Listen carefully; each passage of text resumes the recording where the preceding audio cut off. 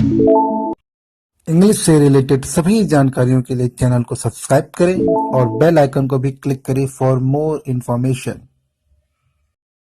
Hello दोस्तों, आज हम बात करने वाले हैं ट्रांसफॉर्मेशन, यानी कि एक सेंटेंस का रूप दूसरा दूसरा रूप दे देना लेकिन मीनिंग ना चेंज होना।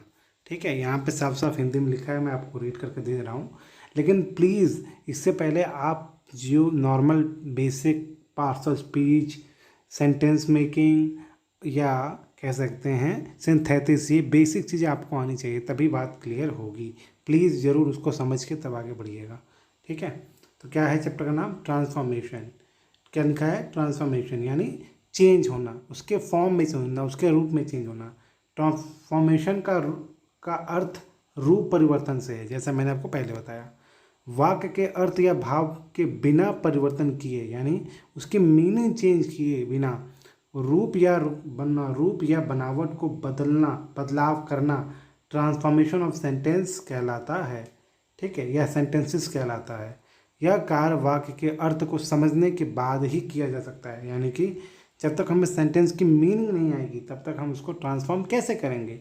तो मीनिंग समझना हमें ज़रूरी है, तभी हम उसको बदल पाएंगे दूसरे रूप में। मीनिंग चेंज नहीं होनी चाहिए लेकिन रूप बदल जाना चाहिए। वाक्य के परिवर्तन की विधा यानी तरीका उसके प्रकार पर निर्भर करती है, यानी कि जैसा सेंटेंस है उसके हिसाब से हम उसको चेंज कर देंगे दूसरे फॉर्म में, लेकिन मीनिंग सेम रहेगी। अतः भिन्न भिन्न वाक्यों को भिन्न भिन्न प्रकार से बदला जा सकता है या बदला जाता है। यहाँ विभिन्न प्रकार के वाक्यों को बदलने की विधि का उल्लेख किया जा रहा है, यानी कि इस चैप्टर में आप अलग अलग तरीके से सेंटेंस ट्रांसफॉर्मेशन देखोगे। पहला, सेंटेंस कंटेनिंग एडवर्ब टू मतलब होता है भी या बहुत।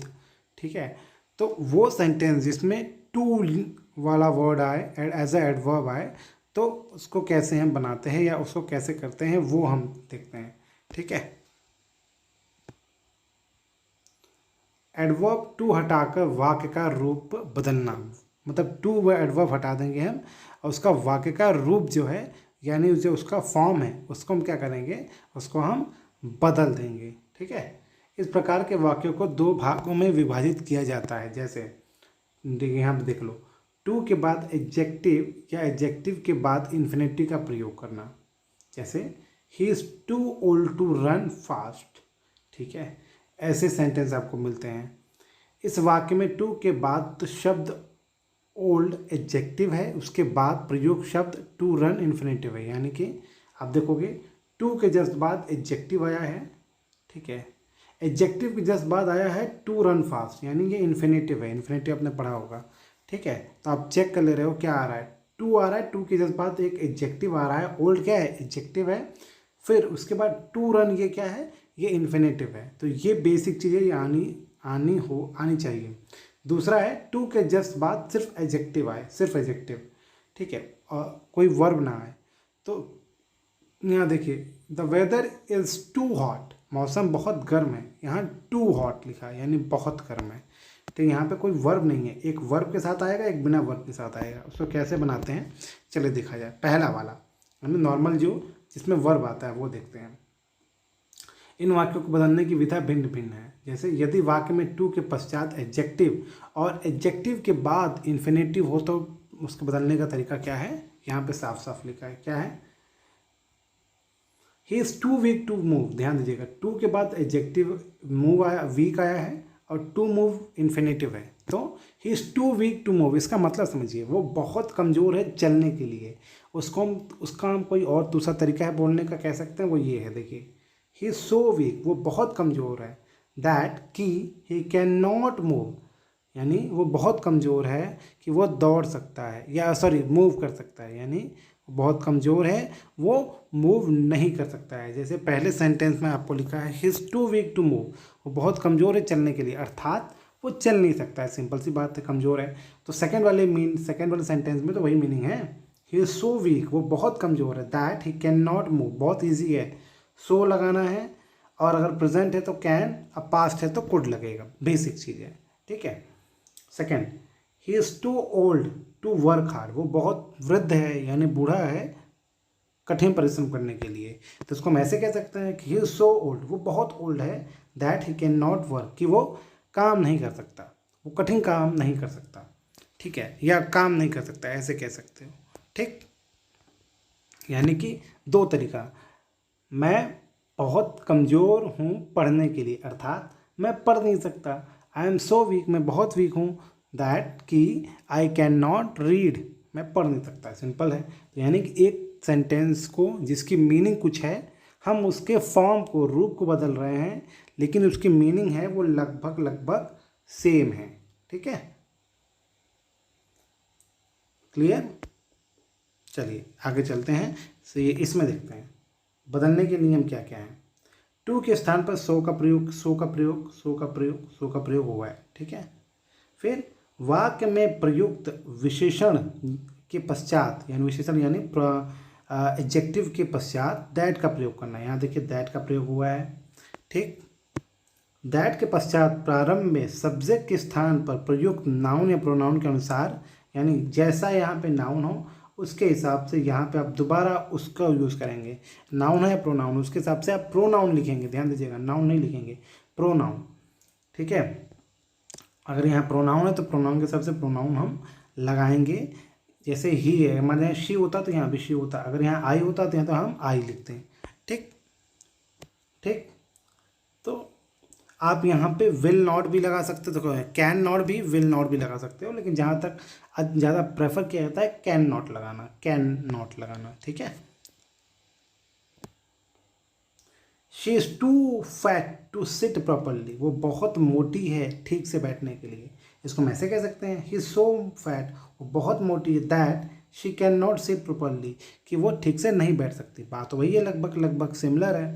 ठीक, सेकंड वाला एग्जाम्पल भी वैसा ही है। मैं कुछ कुछ इसके जाम से कर रहा हूँ क्योंकि वो सिमिलर है। आपको इसका पीडीएफ जो है वीडियो, इस वीडियो के नहीं, फिर भी इस चैप्टर के लास्ट में मिल जाएगा। चैप्टर बहुत बड़ा है तो इसको मैं मिनिमम 4 या 5 पार्ट में या उससे ज़्यादा पार्ट में भी हो सकता है बनाऊंगा। ठीक है, तो आप जो लास्ट पार्ट देखोगे उसमें आपको इसका पीडीएफ मिल जाएगा। आगे चलते हैं, नियम 2। एक नियम देख लिया कि भाई टू वीक है, तो उसके जस्ट बाद हमने ये कर दिया। यदि पास्ट सेंटेंस में हो, जैसे सिंपल है, पहला और हमने देखा वो प्रेजेंट सेंटेंस में हो, तो उसको हमने बना लिया, सिंपल सी बात है। अब हम देख रहे हैं पास्ट टेंस में अगर सेंटेंस है तो कैन के स्थान पे कुड यूज़ कर लेंगे। जैसे कि अगर मैं ऊपर जाऊं तो अब देखोगे ये सब प्रेजेंट टेंस का फील देता है, मतलब फीलिंग दे रहा था, इसलिए यहाँ पे कैन लगाया है। अगर ये हमें पास्ट टेंस का फीलिंग देगा तो हम कुड लगाएंगे। जैसे my mother was so too weak to carry the box, मेरी माँ बहुत कमज़ोर थी बॉक्स को उठाने के लिए, पास्ट में है, तो इसको कैसे लिखा हुआ है, माई ब्रदर, सॉरी मैंने मदर बोल दिया, मदर नहीं ब्रदर है, my brother was so weak, मेरा भाई बहुत कमज़ोर था, that he could not carry the box, कि वो बॉक्स नहीं उठा सकता था। देखो कितना ईजी है, पास्ट है तो कुड, प्रेजेंट है तो कैन। और बनाने का तरीका लगभग लगभग सेम, टू की जगह सो लगा दो, सेम एडजेक्टिव लगाओ और कैन या कुड नॉट लगाओ अकॉर्डिंग टू सेंटेंस। यहाँ पे जो आप सब्जेक्ट यूज कर रहे हो वो डिपेंड करता है, यहाँ पे अगर ये फीमेल है मेल है उसके हिसाब से यहाँ पे ही, आई जो भी होगा, शी या दे यूज़ कर सकते हैं। तीसरा नियम, अब देखो अभी तक हमने पढ़ा कि टू इन्फिनेटिव आ रहा था, अब क्या है टू इन्फिनेटिव नहीं आएगा। अब देखो तीसरा नियम, यदि वाक्य का कर्ता निर्जीव हो, निर्जीव मतलब जो सब्जेक्ट है ये सब्जेक्ट जो है वो निर्जीव हो या इट का प्रयोग हो, उस वाक्य में फॉर मी के लिए हम आई यूज़ करेंगे। यानी अगर कहीं फॉर मी ऊपर वाले में लिखा हो तो नीचे वाले में हम यहाँ आई यूज़ करेंगे, सब्जेक्ट की जगह, सब्जेक्ट की जगह क्या यूज़ करेंगे, आई। ठीक है, फॉर हिम होगा तो ही यूज़ करेंगे, और फॉर अस होगा, मतलब ये जो ये वाला है ऊपर वाले में अगर फॉर अस कहीं लिखा होगा उसको हम नीचे वाले में उसको वी से बना लेंगे। फॉर देम के लिए दे का प्रयोग करेंगे। ठीक है, अब चेक करिए यहाँ पे साफ साफ क्लियर हो जाएगा आपको। The tree is too high for me to climb, मेरे लिए पेड़ बहुत बड़ा है चढ़ाई करने के लिए, तो उसको हम ऐसे बोल सकते हैं, the tree is so high that I can not climb. यहाँ देखिए फॉर मी में मी आया है तो मी के लिए क्या आया था, आई। ठीक है, तो ये बेसिक चीज़ है, मी का जो सब्जेक्टिव केस है वो आई है, आई के हिसाब से बना देंगे हम। The tree is so high that I can not climb, simple सी बात है। Second, it was too difficult for him to solve the problem, उसके लिए कठिन मतलब जो प्रॉब्लम थी बट बहुत कठिन थी सॉल्व करने के लिए। तो it was so difficult that he could not solve the problem. यहाँ फॉर हिम के लिए ही आया है। कोई बेसिक चेंज है, हल्का सा, कोई ज़्यादा कठिन नहीं है। अगर आप प्रैक्टिस करोगे 10, 12, 20 आपको आ जाएगा आराम से। नियम 4, यदि वाक्य पैसिव वॉइस में, अब सेंटेंस पहले हमने प्रेजेंट देखा, फिर पास्ट देखा, फिर हमने देखा कि भाई टू के साथ यूज़ नहीं हो रहा है वर्ब, यहाँ फॉर मी ऐसे लिखा हुआ, उसके बाद आपको यूज़ हो रहा है इन्फिनेटिव।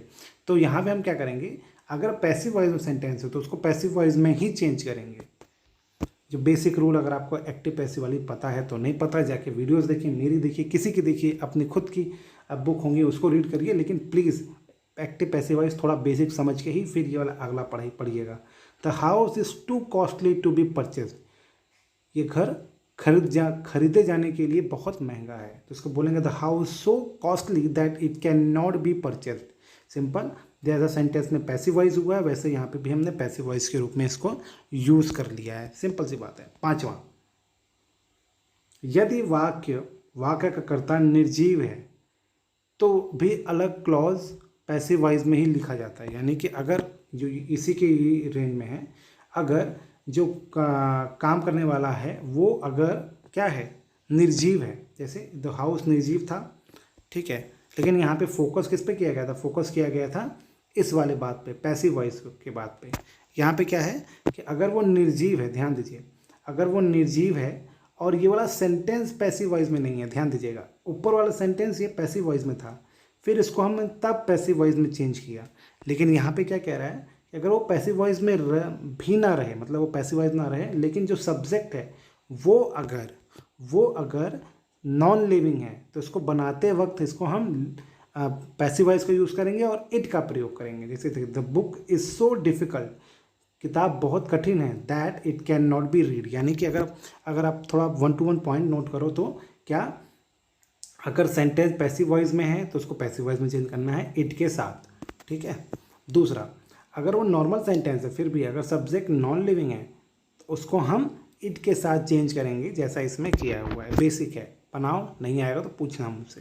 पास्ट है तो कुड लगेगा और प्रेजेंट है तो कैन लगेगा, बेसिक चीज़ है। आगे बढ़ते हैं अब। यदि वाक्य में टू का प्रयोग हो और उसके बाद एडजेक्टिव का किंतु इन्फिनेटिव का प्रयोग ना हो, यानी एडजेक्टिव का प्रयोग हो लेकिन इन्फिनेटिव का प्रयोग ना हो, तब क्या करेंगे। जैसे ही इज़ टू वीक, अगर आप यहाँ चेक करो, ही इज़ टू वीक के बाद कोई एडजेक्टिव है ही नहीं। अब इसको कैसे बनाओगे, इसको बनाने का तरीका बहुत सिंपल है। यहाँ हम अपने से मान लेंगे ऐसे, ही इज़ मोर वीक, यहाँ पे हम सो वीक यूज़ नहीं करेंगे, यहाँ मोर वीक करेंगे। इसको हम कंपैरेटिव सेंटेंस बनाएंगे, कंपेयर करेंगे, ठीक है। तो अपने से हम एक सेंटेंस जोड़ेंगे और इसमें हम कंपेयर करने के लिए मोर यूज़ करेंगे, कंपेरेटिव वर्ड यूज़ करेंगे। जैसे he is more weak than he should be, यानी वो अब जितना होना चाहिए था उससे ज़्यादा कमज़ोर है, यानी ही इज़ टू वीक। कहने का तरीका अलग है, ठीक है ना। तो जैसे सिंपल बोलता है ना, कान इस तरफ से पकड़ो चाहे उल्टे तरफ से पकड़ो, कान पकड़ा रहा है, वैसे ही यहाँ पे है कि ही इज़ टू वीक, वो बहुत कमज़ोर है। इसको हम एक और तरीके से बोल सकते हैं, he is more weak than he should be, यानी जितना उसे होना चाहिए था, ये हम यही यूज़ करेंगे। यहाँ पे हम सब्जेक्ट अपने हिसाब से ही, शी, दे लगा सकते हैं, शुड भी लगाएंगे, पक्का है, शुड भी लगाना ही लगाना है हमें, ठीक है। 2 तरीका है, या तो हम ही शुड भी यूज़ करें या तो हम इट इज़ प्रॉपर यूज़ करें, दोनों आपको चांस है। यानी इट इज़ प्रॉपर, यानी सेंटेंस अगर पास्ट में होगा तो आप वॉज लगा लोगे, ठीक है, सिंपल सी बात है। और यहाँ पे इट वॉज प्रॉपर हो जाएगा अगर पास्ट में होगा तो, ठीक। वैसे यहाँ पे भी क्या है, यहाँ तो पास्ट के लिए कोई दिक्कत ही नहीं है। ही शुड बी, तब भी वही शुड बी होना चाहिए, होगा, ठीक है। ही शुड हैव लगा दोगे, बहुत होगा तो हैव लगा दोगे पास्ट के लिए। He is more weak than it is proper. देखो अब बोलोगे थोड़ा कन्फ्यूजन होना, कन्फ्यूजन मैं दूर करा रहा हूँ। क्या लिखा हूँ कि अगर कोई सेंटेंस ऐसे लिखा हो और बाद में इन्फिनेटिव ना हो तो उसको हम क्या करेंगे, वहाँ हम सो वीक नहीं लिखेंगे, मोर वीक का यूज़ करेंगे और बाद में देन का यूज़ करेंगे। और देन के बाद इसको हम he should be, they should be, I should be, according to sentence समझकर हम लिख देंगे, ठीक।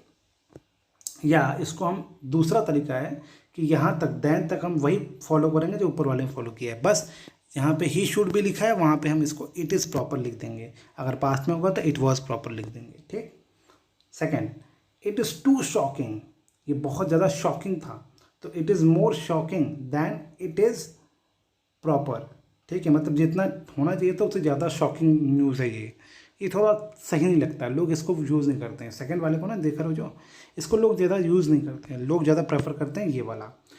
It is more shocking than it should be, यानी ये ज़्यादा शॉकिंग था, ज़्यादा आश्चर्यजनक था जितना होना चाहिए था, यानी बहुत ज़्यादा आश्चर्यजनक था।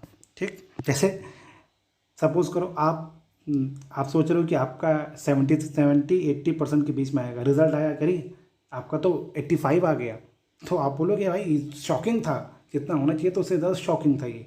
तो ध्यान दो, नॉर्मली लोग ये शुड बी वाला यूज़ करते हैं, अच्छा लगता है, सुनने में अच्छा लगता है और इसको रीड करने में भी अच्छा लगता है। ठीक है, ध्यान देखिए, जब सब्जेक्ट ही था तो यहाँ ही यूज़ हुआ, जब सब्जेक्ट नॉन लिविंग था तो यहाँ इट यूज़ हुआ। ध्यान दीजिएगा इसका, नॉन लिविंग, इट से मतलब मत सोचिए, नॉन लिविंग रहेगा तो इट का ही यूज़ करेंगे। अब चलते हैं आगे,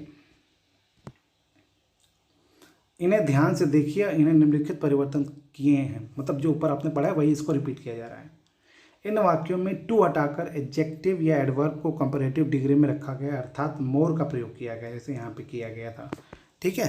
दूसरा, उसके बाद देन का प्रयोग, जैसे यहाँ पे देन का प्रयोग किया गया था। तीसरा, देन के बाद इट इज़ प्रॉपर या इट शुड बी का प्रयोग किया गया है, जैसा मैंने आपको पहले ही बता दिया। डिपेंड करता है कि सेंटेंस कैसा है, सब्जेक्ट क्या यूज़ हो रहा है। सातवां नियम, यदि वाक्य में टू का प्रयोग हो, उसके बाद एडजेक्टिव तथा फॉर का प्रयोग हो, इस प्रकार के मतलब आप समझो कि एक सेंटेंस है जिसमें टू का भी यूज़ हो और टू के जस्ट बाद कोई एक एडजेक्टिव आ जाए, लेकिन एडजेक्टिव के बाद कोई इन्फिनेटिव जैसे टू रन ना आए, ठीक है, टू प्ले ना आए, उसके अलावा कुछ और आ जाए, फॉर मी, फॉर हिम, ऐसे आ जाए, तब उसको कैसे बनाते हैं, यहाँ देखिए बनाने का तरीका। His sorrow is too deep for tears, उसका दुख जो है बहुत ज़्यादा है आंसुओं के लिए, आंसू के लिए उसका दुख बहुत ज़्यादा गहरा है। तो यानी कि उसका दुख जो है वो आंसू में नहीं बयां किया जा सकता, उतना गहरा उसका दुख है कि आंसुओं में नहीं बयां किया जा सकता। तो सेम ठीक उसी तरह लिख दे रहे हैं, his sorrow is so deep, यहाँ टू की जगह यूज हो गया सो डीप, दैट की he can not express it in tears. इसको लिखने का तरीका यही है, इसको आप जितना प्रैक्टिस करोगे उतना आएगा। यहाँ पे क्या है, कैन नॉट का यूज़ करेंगे, और क्योंकि ये पैसिव वॉइस में था सेकंड वाला, इसलिए हमने यहाँ पे बी यूज़ किया। सेकंड वाला देखो कि इसमें पैसिव वॉइस यूज़ नहीं हुआ है, देखो ध्यान देखो, सेकंड वाला जो चेंज हुआ है उसमें देखिए नॉट के बाद बी नहीं है, क्योंकि जो वर्ड है ये एक्सप्रेस, ये नॉर्मल रखा गया है फर्स्ट फॉर्म वर्ब का, यहाँ वर्ब का थर्ड फॉर्म रखा गया है, थर्ड वाले में यहाँ चेक करो, तो इसलिए रखा गया है क्योंकि यहाँ पे बी यूज़ हुआ है। तो यानी इसको हम दो तरीके से क्या कह सकते हैं, एक पैसिव वॉइस में भी कह सकते हैं, एक नॉर्मल में कह सकते हैं। ठीक। Second, it is too much for me, ये मेरे लिए बहुत ज़्यादा है, बोलते नहीं ये मेरे लिए बहुत ज़्यादा है, इसको आप और एक और तरीके से कैसे बोल सकते हैं, it is so bad that I can not bear it, यानी ये इतना ज़्यादा ख़राब है, इतना ज़्यादा ख़राब है कि मैं इसको सह नहीं सकता। बियर मतलब होता है सहना। तो आप देख रहे हो क्या हो रहा है, सो के बाद नॉर्मली बैड आपको यहाँ दिख गया, यहाँ पे आप सो मच नहीं कह सकते, इट इज़ सो मच, आप सो मच भी कह सकते हो, कोई दिक्कत नहीं है, बैड की जगह मच भी कह सकते हो। सो यूज़ हुआ जो बेसिक पहले आप सीखते आ रहे हो, मतलब पढ़ते आ रहे हो, मच की जगह बैड यूज़ हो गया, मच भी यूज़ कर सकते हो। डैट आप पहले ही जानते थे, ठीक है। और यहाँ फॉर मी, जैसे कि आपको पहले वाले मैंने बता दिया है 2-3 रूल पहले, कि फॉर मी आएगा तो हम आई लगा देंगे, ठीक है। फॉर टीयर आएगा तो इसको हम पैसिव वॉइस में चेंज कर दिए, इसी तरीके से। फिर उसके बाद I can not bear it, simple सी बात है।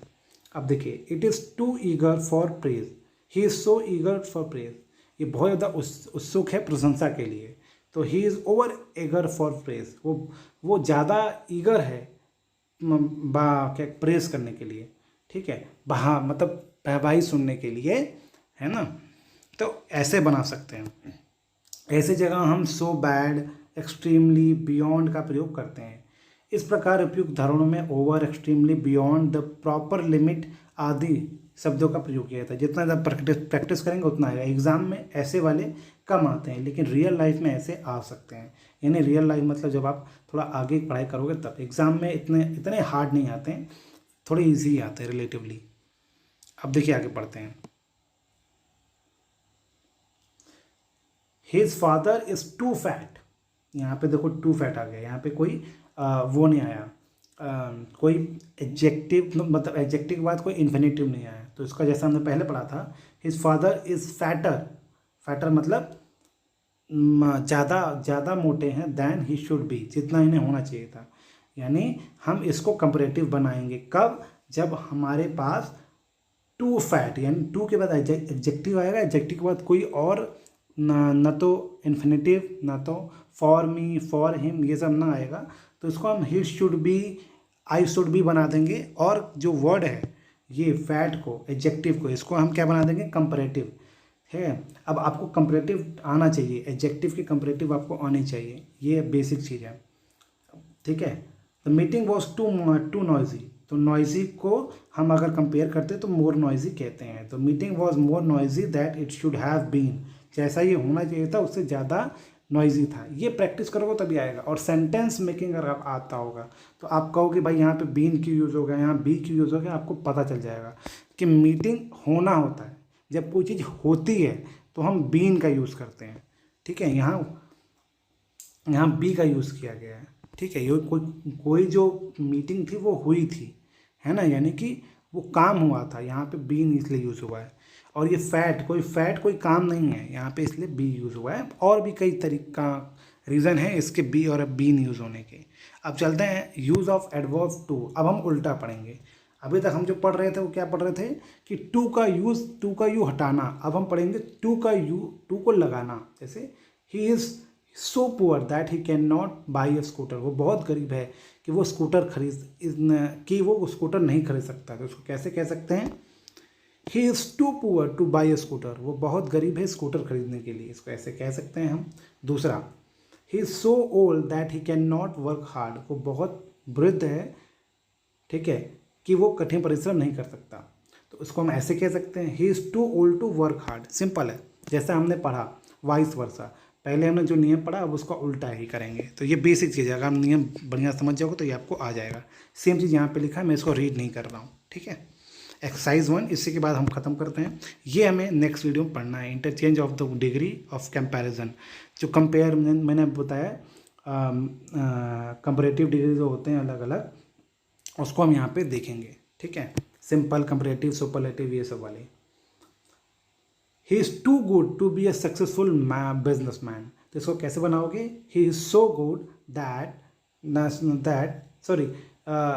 he is not so good that he cannot be a successful businessman, ठीक है। he is so good that he can be a successful businessman, नहीं इसको उल्टा करना है ना, तो गुड यहाँ यूज़ नहीं होगा। he is not so good that he can not be a successful businessman, इसको और तरीके से बन सकता है, हो सकता है अभी, है ना। he was too tired to work, तो क्या हो जाएगा, he was so tired that he cannot work, ठीक है। तो वैसे ही इज़, यहाँ ध्यान आप देख रहे हो, यहाँ टू गुड, यहाँ मतलब टू मतलब होता है बहुत, और गुड मतलब अच्छा, ये बहुत अच्छा है सक्सेसफुल बिजनेसमैन बनने के लिए। तो उसको कैसे कह सकते हैं, ही इज़ सो गुड, वो बहुत अच्छा है, यानी बहुत भोला है, that he can not be A successful businessman.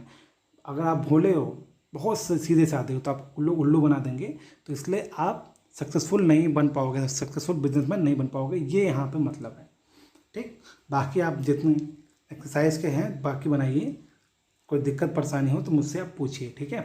Please लेकिन एक्सरसाइज के साथ क्वेश्चन नंबर भी लिखिएगा और बताइएगा कि इसमें क्या करना था, इसलिए उस हिसाब से मैं बता पाऊँगा कि भाई इसका आंसर ये है, ठीक है। हो सकता है आप 10 दिन बाद मुझसे पूछो, वीडियो देखने के बाद, वीडियो अपलोड करने के बाद, हो सकता है 1 महीने बाद, 2 महीने बाद पूछो, तो मुझे हमेशा याद नहीं तो रहेगा नहीं कि किस वीडियो में कौन सा एक्सरसाइज का कौन सा क्वेश्चन था या कैसा क्वेश्चन था। इसलिए प्लीज़ एक्सरसाइज नंबर, जो मेन चीज़ उसमें चेंजेस करने हैं उस क्वेश्चन में, उसके बाद आप मुझसे पूछिए कि ये क्वेश्चन है, क्वेश्चन नंबर ये है, ये क्वेश्चन है, इसका आंसर क्या होगा, ठीक है। क्लियर, होप आपको समझ में आ गया वीडियो। कहीं डाउट परेशानी हो तो ज़रूर पूछेगा। और मैं फिर से बता दे रहा हूँ, वीडियो मतलब इस चैप्टर के अंत में जो, यानी कि जो आखिरी वीडियो होगा उसमें मैं चैप्टर का PDF डालूंगा, ठीक है। आपने वीडियो देखा उसके लिए आपका बहुत बहुत धन्यवाद। Thank you so much for watching this video.